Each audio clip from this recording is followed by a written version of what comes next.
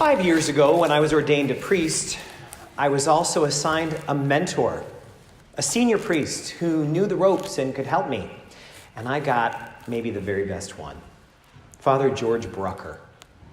He was ordained in 1956. Can you imagine how much he's seen? He's 87 years old, and he spent a large part of his life at St. Paul's Church in Schenectady. That's where a lot of people think of him being. I go to him not only for advice, but also he is the one I go to for confession. A lot of people don't think about priests going to confession, but of course we do. And I see him every couple of months, and I just saw him last week. He always asks about the parish, and I usually go to him with some kind of puzzle. Usually I'm got some kind of issue I'm working through. How do I manage this or that? A problem with a staff member, maybe something with the budget, maybe a crisis that I'm not sure how to deal with. And he always has good advice. He always asks about situations going on. And this past time, he asked about the seminarians that have served with us. And the topic of Matt Duclos came up. He was the seminarian that was with us 2 summers ago. And if you remember him, you'll remember that he wound up being assigned by the bishop to go study to be a priest in Rome. It takes 5 years to do that. And so he's been there now 1.5 years. Father Brucker also studied in Rome back in the 50s. So he said, how is he doing? And I said, I think it's a hard time for him. He's been there now 2 Christmases in a row without going home. And I think it's starting to get a little old. But also, I think it got harder recently because his sister had a baby, and it's the first grandchild in the family. And he goes on Facebook and sees everybody holding her and smiling with her, and he's not going to get to meet her for a long time. And I just think it's a challenge. Father Brucker was there for 6 years, and the very first year he was there, his father died. And as I was telling him about what Matt was going through, he closed his eyes and winced. And he said, oh, I know how that is. I know how he feels. Oh. He said, tell him I'll pray for him. Tell him he's going to make it through. It's going to be okay. Tell him I understand. And don't we all need someone like that who gets what we're going through? This town has a very active VFW. A lot of towns do. A VFW is a place where people who have fought in war can go and be understood by other people. I can talk to veterans. I can use all the right words, but I don't really understand. I don't know what it's like to be so far from home and be in danger. I don't know what it's like to wonder if I'm going to come home or if the cause that we're fighting for is really worth all this sacrifice. Maybe some of you know about a program called Honor Flight. If you've ever heard of that, it's a program that allows veterans, most of them older, many of them served in World War II or in Korea or early part of Vietnam. They take them to Washington, D.C. for 1 day, and they treat them like heroes. I was invited to be a part of that. I was invited to be a part of the send-off committee, which means you go to the airport at 5 a.m. And so when the veterans come to catch their flight early in the morning so they can go to Washington and back in a day, they walk into the airport and it is already filled with cheering people, applauding them, standing on their feet, hooting and hollering like a welcome for a hero. It's important on Honor Flight Day that they know that people get it, that they recognize the sacrifice that they made. We all need that. Have you ever considered what it means when we celebrate that God came here? Have you ever considered that in this universe there are trillions of suns, trillions of stars, many of them bigger than ours? And of those suns, there are millions of trillions of planets circling around them. And God chose us to come here, to walk among us, to live a human lifetime, to come to this planet. We know that God got on the roller coaster of life with us, And so God can bond with us. God understands us. If you've ever felt like living life feels a little bit like being in a war, and sometimes it does, well, heaven is the homecoming, where we meet someone who knows exactly what it's been like. Sometimes I wonder if going to heaven is going to be like walking into the VFW after you get home from serving and finding a whole room full of people who get it. They may be strangers, but they get it.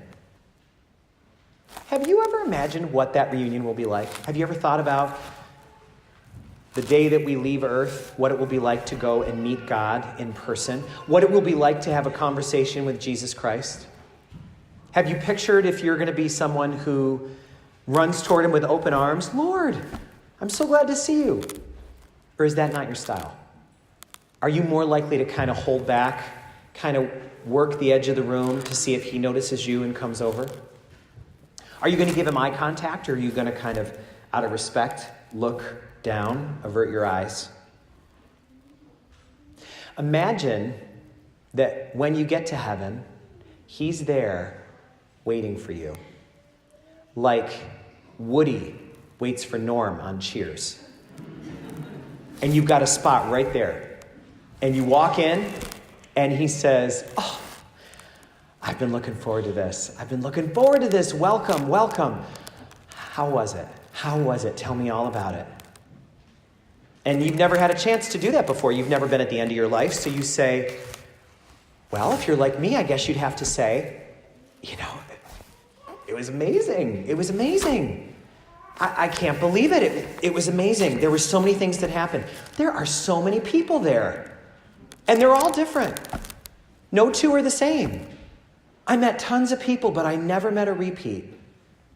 And he says, I know.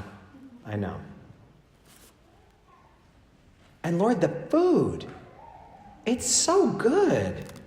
Grilled cheese,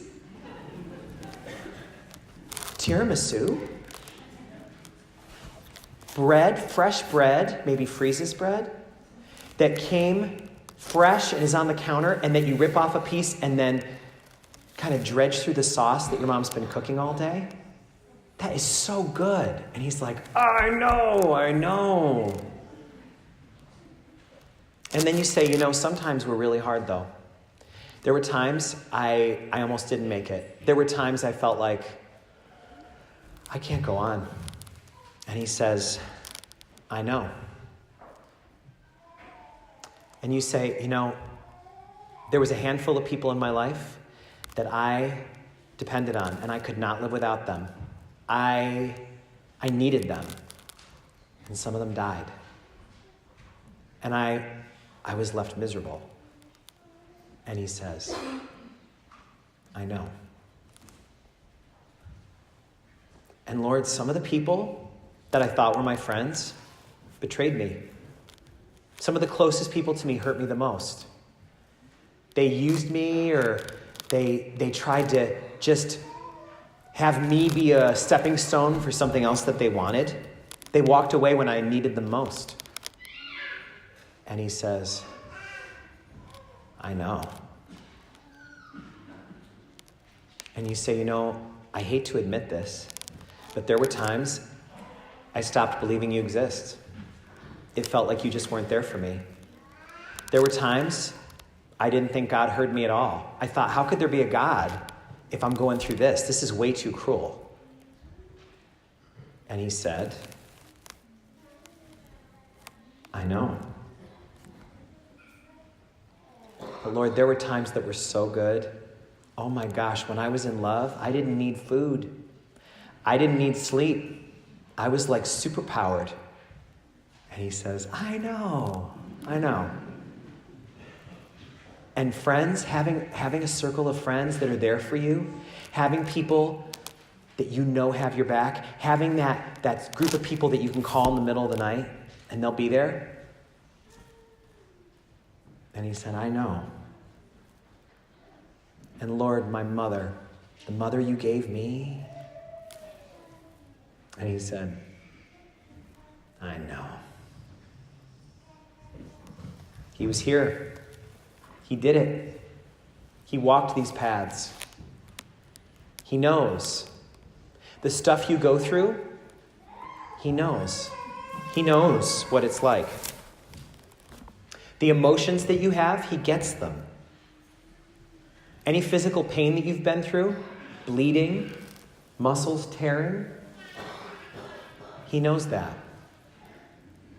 Depression, anxiety, he gets it.